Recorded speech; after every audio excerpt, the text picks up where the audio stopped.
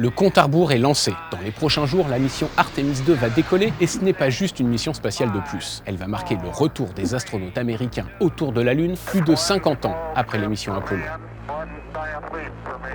4 astronautes seront à bord de la capsule Orion, propulsée par la fusée Space Launch System, SLS, la plus puissante à avoir jamais fonctionné. Un vol habité sans atterrissage sur la Lune, mais absolument clé pour tester les capacités humaines loin de la Terre, valider les technologies et préparer l'étape suivante, le retour des humains sur la Lune. Mais derrière les images spectaculaires, les enjeux sont immenses. Enjeux scientifiques d'abord. La Lune est une archive du système solaire. Son sol conserve la mémoire des impacts, de la formation des planètes et peut nous aider à comprendre comment la Terre est devenue habitable. Plus important encore, le pôle sud lunaire abrite de l'eau sous forme de glace. Une ressource stratégique.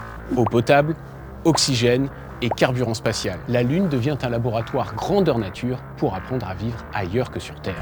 Enjeu technologique. Ensuite, Artemis, ce n'est pas seulement aller planter un drapeau sur la Lune, c'est apprendre à y rester.